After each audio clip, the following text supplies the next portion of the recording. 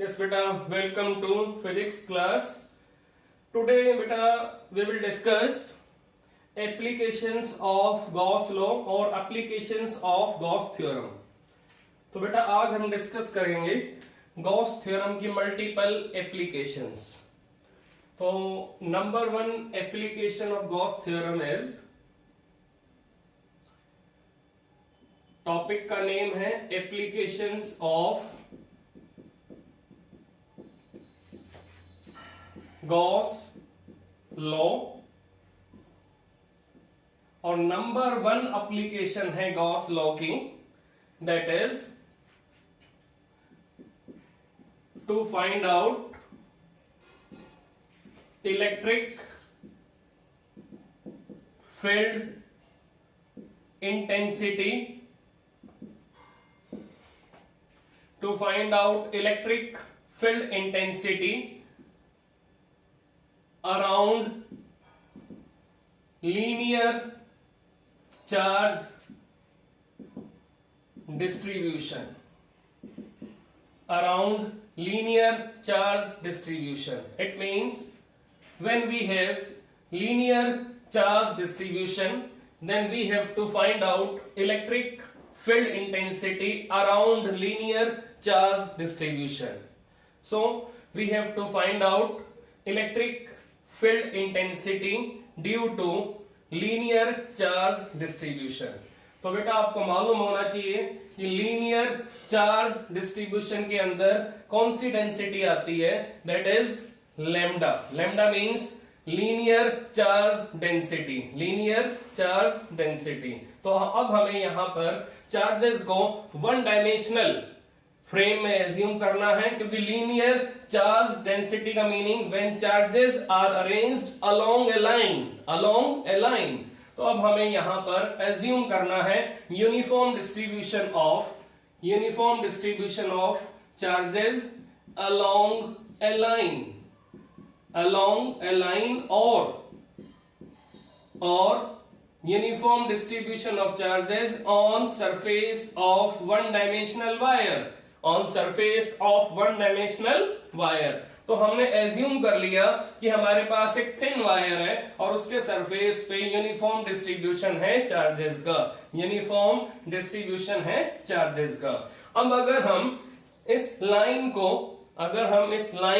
Wire को n number of length elements में divide करेंगे, अगर हम इस वायर को n number of length elements में डिवाइड करेंगे तो हमारे पास लेंथ एलिमेंट्स कितने आएंगे, n number. We have n numbers of length element. So these length elements will carry small amount of charge, that is dl1 dq charge, dl2 dq charge, dl3 dq charge. इसका meaning each and every length element, each and every fraction of length will carry small amount of charge, that is dq. हमने इस length को small element में change क्यों किया, हमें इस wire को स्मॉल लेंथ एलिमेंट में चेंज क्यों किया, क्या रीजन था बेटा इसका? रीजन ये था कि जो हमारा चैप्टर है दैट इज इलेक्ट्रोस्टैटिक्स, और उसके अंदर हमें पॉइंट चार्जेस को ही डील करना है. तो हमें यहां पर इस कंप्लीट लेंथ को स्मॉल लेंथ एलिमेंट में डिवाइड करना है, और each and every length element will carry point charges, that is dq. तो अब चेक करो कि अब हमें इस पॉइंट चार्ज के अराउंड एक क्लोज्ड बाउंड्री बनानी है, and that closed boundary on which we will apply Gauss theorem is known as Gaussian surface. तो अब हमें इस पॉइंट चार्ज के अराउंड एक क्लोज बाउंड्री बनानी है, और वो क्लोज बाउंड्री जिसके ऊपर गॉस थ्योरम लगेगी, जिसके ऊपर गॉस लॉ लगेगा, that close surface is known as Gaussian surface. तो अगर आप यहां पर इस dl1 के अराउंड अगर आप क्लोज बाउंड्री बनाओगे, क्लोज बाउंड्री कैसे बनेगी बेटा, दैट इज क्लोज्ड बाउंड्री. तो इसी टाइप से आप successive DL2, DL3, DL4, DL5 इन सब के अराउंड अगर क्लोज बाउंड्री बनाओगे तो ये जो क्लोज बाउंड्री होंगी इनका नंबर क्या होगा, n number of close boundary, there will be n number of close boundary.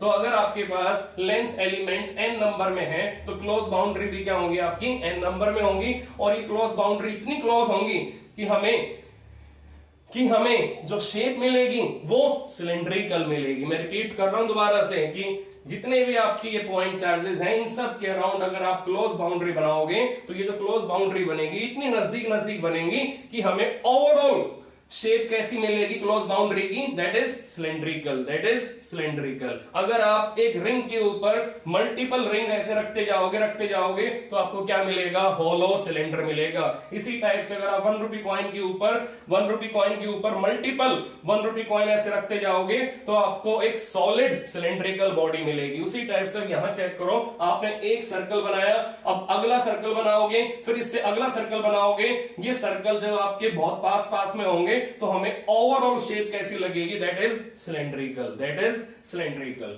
तो अब हमें ओवरऑल शेप कैसी मिलेगी गॉसियन सरफेस की, that is cylindrical, that is cylindrical. तो इसका मीनिंग हमें ओवरऑल जो शेप मिलेगी गॉसियन सरफेस की वो हमें सिलेंड्रिकल मिलेगी। अब चेक करो इस गॉसियन सरफेस पे, इस गॉसियन सरफेस पे जो इलेक्ट्रिक फील्ड ऑफ लाइंस आएंगी हमें उनका एंगल फाइंड आउट करना है, किसके साथ, एरिया वेक्टर के साथ। अब चेक करो कि यहां पर इलेक्ट्रिक फील्ड ऑफ लाइंस कैसे निकलेंगी, आउटवर्ड निकलेंगी क्योंकि पॉजिटिव चार्ज है, इधर से भी कैसे निकलेंगी, आउटवर्ड, इधर से भी कैसे निकलेंगी, आउटवर्ड, इधर से भी कैसे निकलेंगी, आउटवर्ड, और इधर से भी कैसे निकलेंगी, आउटवर्ड, और इधर से भी कैसे निकलेंगी, आउटवर्ड। तो अगर ये जो आपकी वायर है इसकी लेंथ अगर इनफाइनाइट है, इसकी लेंथ अगर इनफाइनाइट है, ये कहां से आ रही है, फ्रॉम माइनस इंफिनिटी, ये कहां जा रही है, अप टू प्लस इंफिनिटी, तो हम इस वायर के दोनों एंड्स को इग्नोर कर देंगे क्योंकि ये दोनों एंड आपकी अप्रोच में नहीं है।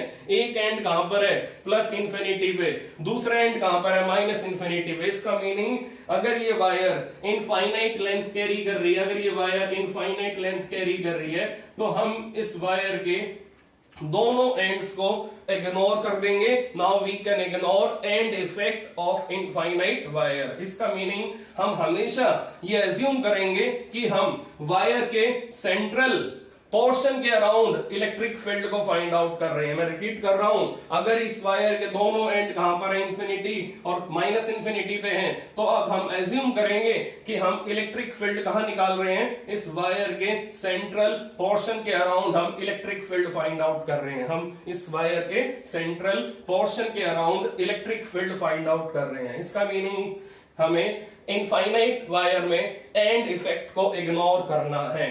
तो अब हम यहां पर इलेक्ट्रिक फील्ड ऑफ लाइंस को इस टाइप से ड्रॉ करेंगे, vertically, that is outward in nature, positive charge है तो कैसा होगा, आउटवर्ड होगा नेचर इनका। तो ये सारी लाइन आपकी कहां निकलेंगी, इन आउटवर्ड डायरेक्शन, इन आउटवर्ड डायरेक्शन। अब चेक करो ध्यान से कि यहां भी आपकी क्लोज बाउंड्री बनेगी, यहां भी आपकी क्लोज बाउंड्री बनेगी। तो अगर आप इन क्लोज बाउंड्री को बहुत पास पास में देखोगे तो आपको ओवरऑल शेप कैसी लगेगी, सिलेंड्रिकल लगेगी।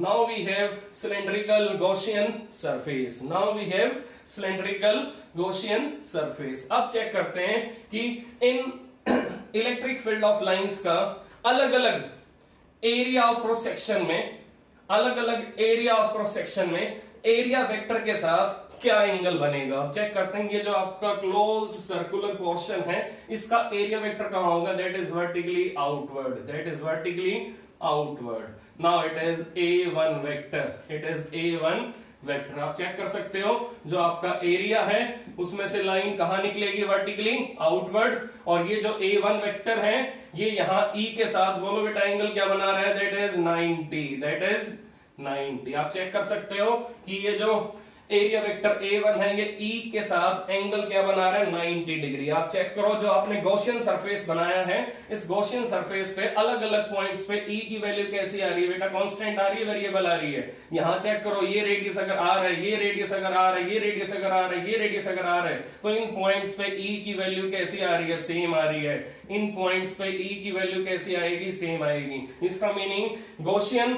सरफेस के अंदर अगर अलग अलग पॉइंट्स पे E की वैल्यू सेम आएगी तो हमारा जो इंटीग्रेशन होगा गॉस थ्योरम के अंदर वो इजी हो जाएगा, वो इजी हो जाएगा। अब चेक करते हैं कि यहां पर एरिया वेक्टर एंगल 90 बना रहा है, तो नीचे वाला जो आपका सर्कुलर क्रॉस सेक्शन है, यहां पर जो एरिया वेक्टर होगा वो भी कैसा होगा, वर्टिकली आउटवर्ड होगा। और यहां जो एरिया वेक्टर होगा A2 that is vertically outward, ये भी कितना एंगल बनाएगा इलेक्ट्रिक फील्ड ऑफ लाइंस के साथ, दैट इज 90, दैट इज 90। अब आपका सरफेस कौन सा बचा है, दैट इज कर्व सरफेस। अब ये जो कर्व सरफेस है बेटा, इसका एरिया वेक्टर कहां होगा, that is vertically outward, that is vertically outward. इसका मीनिंग अब हमारे पास सिलेंड्रिकल गॉसियन सरफेस के अंदर तीन टाइप के सरफेस हैं। Number 1 circular area cross section, number 2 circular area cross section, now number 3 curve spherical area of cylindrical Gaussian surface. तो अब यहां से एरिया वेक्टर कैसे निकलेगा, that is vertically outward, that is vertically outward.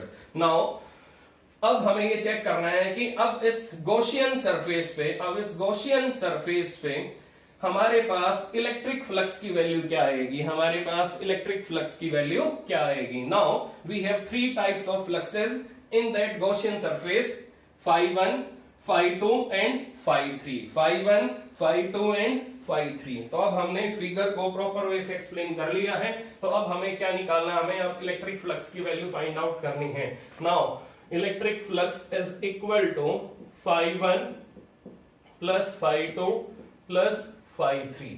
Now tell me phi1 is equal to E dot A1 and that is E dot A1 cos 90 and it is 0, it is 0। then phi2 की value check करो बेटा, phi2 now it is E dot A2, it is E A2, it is E A2 cos 90 equal to 0। now phi3 means E dot A3, E dot A3 cos 0 degree, it is EA3, now it is EA3। now total flux is equal to EA3 and it is equal to Q inside upon epsilon naught। now according to Gauss theorem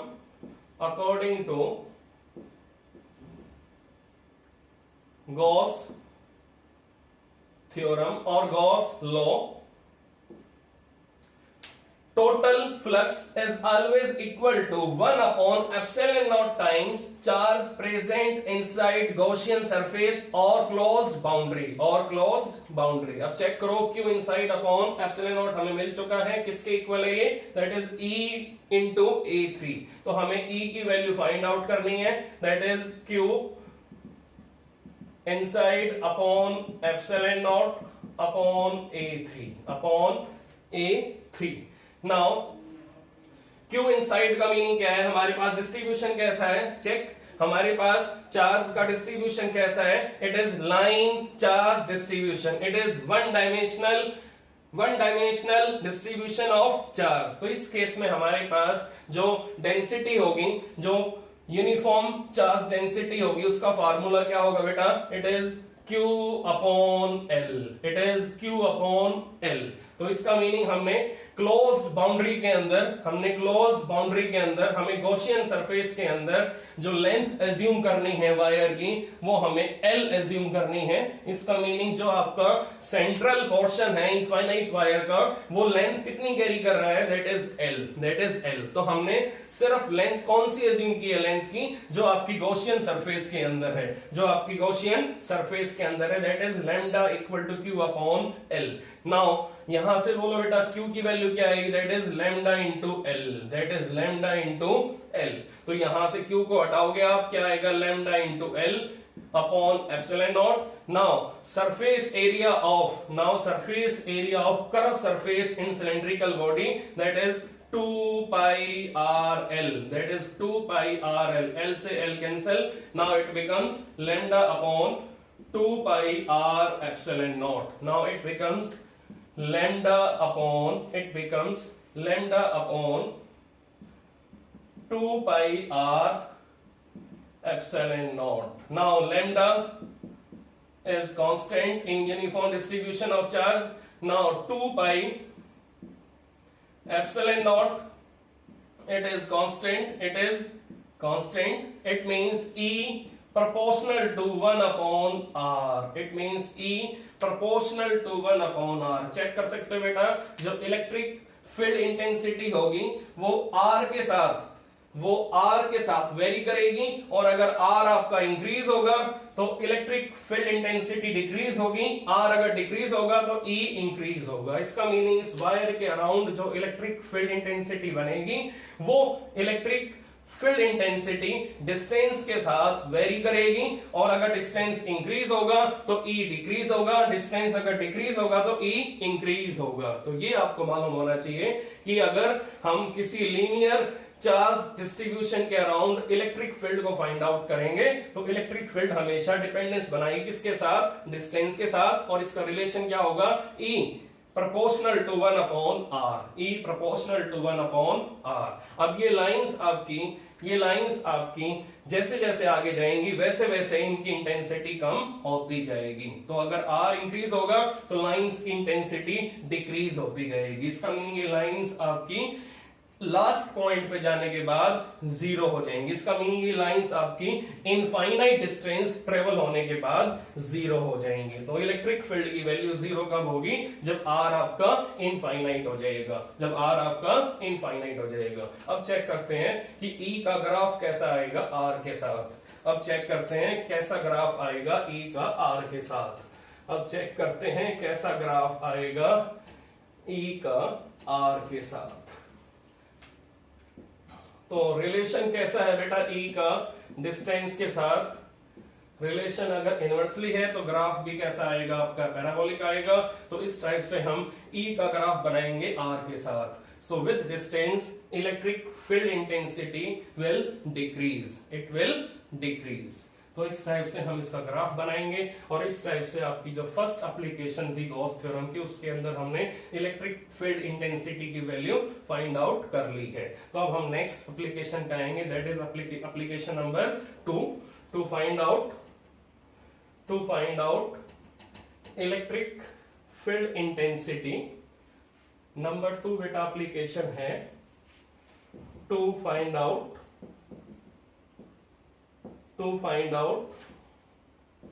electric field intensity around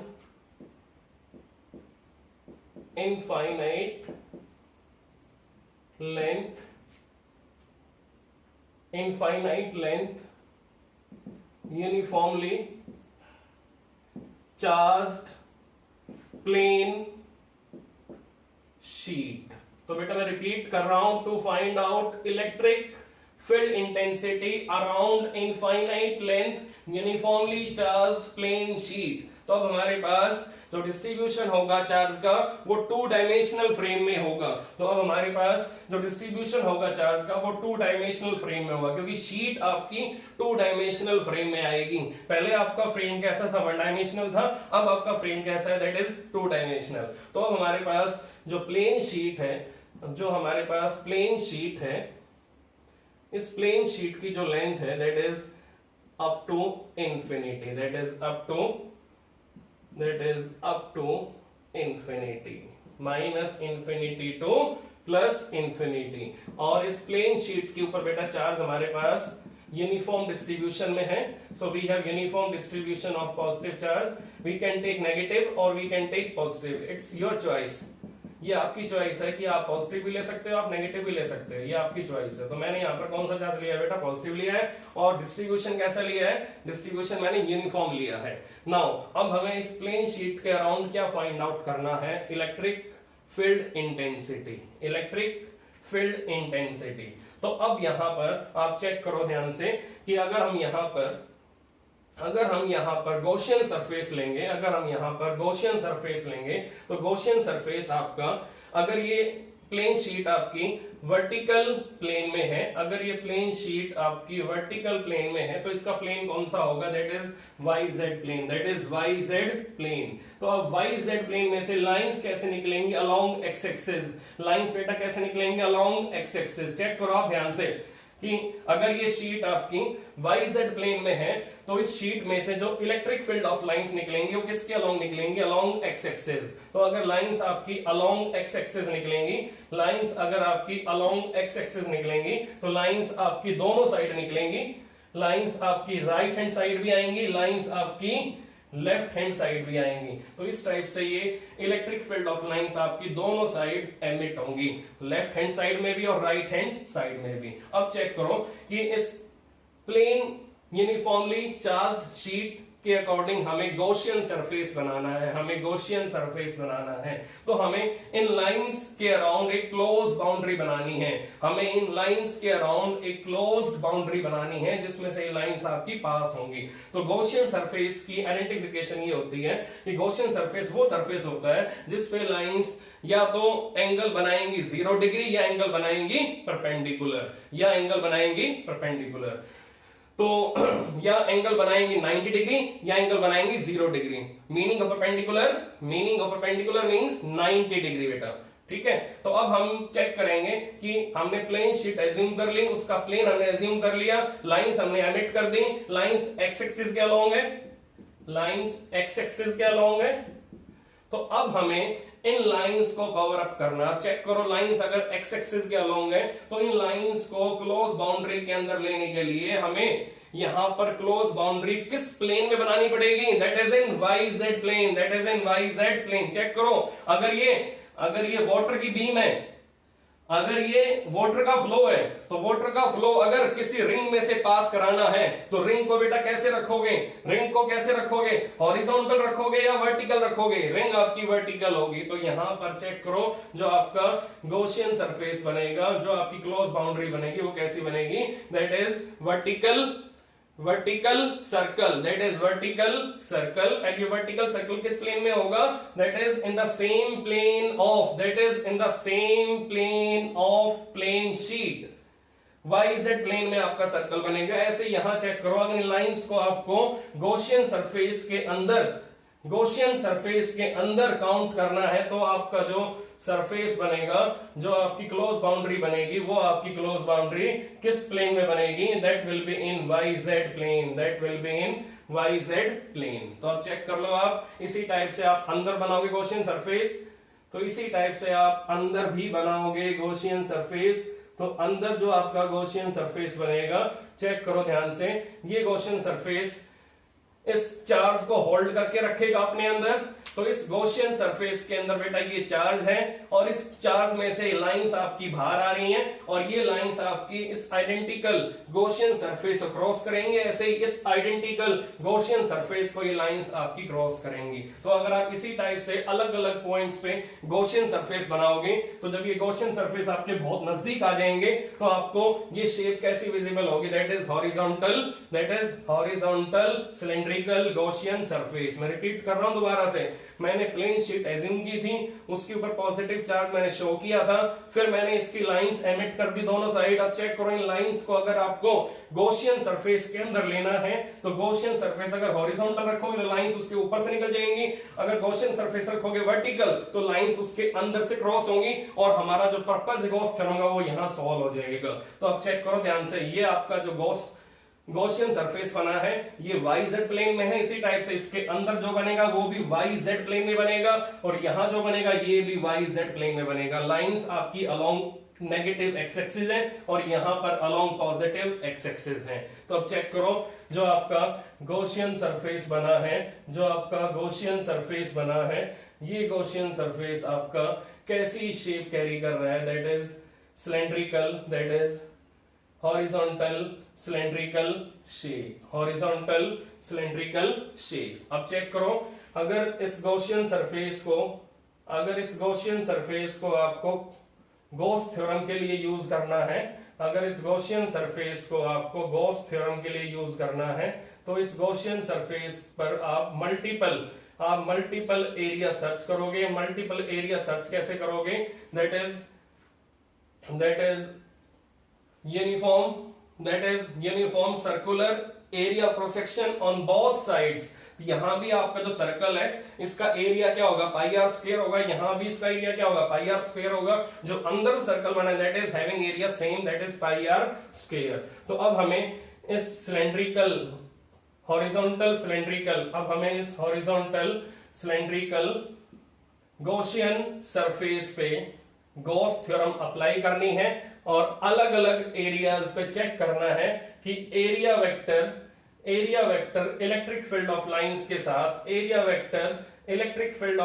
साथ कितना angle बना रहा है। Check करो बेटा ध्यान से, ये जो आपका गॉसियन सरफेस बना है, इस गॉसियन सरफेस को बनाने की टेक्निक मैंने क्या लगाई, जो प्लेन शीट थी वो वर्टिकल प्लेन में थी। अब इसमें से लाइंस कैसे निकल रही हैं, इन हॉरिजॉन्टल डायरेक्शन। हमें इन लाइंस को गॉसियन सरफेस के अंदर से पास कराना है। तो गॉसियन सरफेस यहां पर कैसा बनेगा, इन वर्टिकल प्लेन। यहां भी कैसा बनेगा, इन वर्टिकल प्लेन। यहां भी कैसा बनेगा, इन वर्टिकल प्लेन। और वर्टिकल प्लेन कौन सा आपका, YZ plane. It is YZ plane. Now it is YZ plane. तो अब हमें यहां पर अलग अलग पॉइंट्स पे इलेक्ट्रिक फील्ड में और एरिया वेक्टर में एंगल फाइंड आउट करना है। चेक करो बेटा, ये जो आपका एरिया है ये किस प्लेन में है, YZ प्लेन में है। तो इसका एरिया वेक्टर कहां होगा, इन outward direction. Now it is A1। ऐसे बेटा इसका बोलो, इसका एरिया वेक्टर कहां होगा, इन outward direction, that is A2। ऐसे यहां बोलो,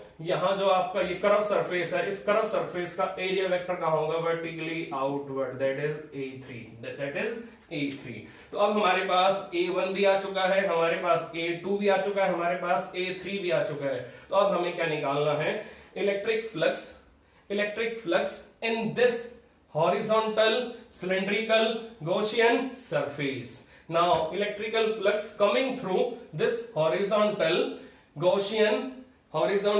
गॉसियन सिलेंड्रिकल सरफेस। तो बेटा अगला जो स्टेप होगा उस स्टेप में हम क्या लगाएंगे, हम गॉस थ्योरम लगाएंगे किसके ऊपर, on this horizontal Gaussian surface. तो चेक करके बेटा ध्यान से बताना कि जो आपका ये नंबर 2 एरिया वेक्टर है, इस नंबर 2 एरिया वेक्टर ने कितना एंगल बनाया इलेक्ट्रिक फील्ड के साथ, दैट इज 0 डिग्री। और जो आपका नंबर 1 एरिया वेक्टर है वो भी E के साथ एंगल बोलो बेटा क्या बना रहा है, दैट इज 0 डिग्री। अब जो आपका A3 है इसका बोलो बेटा एंगल क्या बनेगा इधर E के साथ, दैट इज 90 डिग्री। तो अब टोटल फ्लक्स बोलो क्या आएगा, Φ1 plus Φ2 plus Φ3। Now it is Φ1 बोलो बेटा E into A1 plus E into A2 plus E into A3 cos 90 0 हो जाएगा। तो अब हमारे पास क्या आंसर आएगा, A1 यहां cos 0 1 हो जाएगा। तो हमने उसको लिखा नहीं है, स्किप कर दिया। तो यहां पर अंडरस्टूड है A1 cos 0 डिग्री आएगा, यहाँ A2 cos 0 डिग्री आएगा, यहाँ A3 cos 90 आएगा, A1 plus A2 plus A3। Now A3 cos 90 that is 0। तो अब क्या आंसर आएगा, A1 plus A2 plus 0। Now according to Gauss theorem it is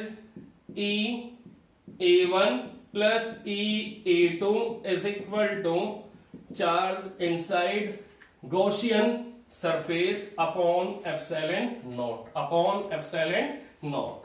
Now A1 और A2 दोनों इक्वल हैं क्योंकि ये दोनों आपके vertical circle same area carry कर रहे हैं, तो ये दोनों इक्वल हैं। तो क्या आएगा, 2EA is equal to, now we have Q inside। तो यहां पर कौन सी डेंसिटी लगाओगे, surface charge density that is Q upon A। Q upon A का meaning Q equal to sigma into A, Q equal to sigma into A। तो हटाओ यहां पर Q को, sigma into A upon sigma into A हो गया Q आपका upon epsilon not. Now हमें E फाइंड आउट करना है, A से A cancel, E becomes sigma upon 2 epsilon not, E equal to sigma upon 2 epsilon not. अब आप check कर सकते हो कि E की वैल्यू क्या है बेटा, सिग्मा अपॉन 2 एप्सिलॉन नॉट। तो आपको ये आइडिया ध्यान रखना है कि प्लेन शीट आपकी YZ प्लेन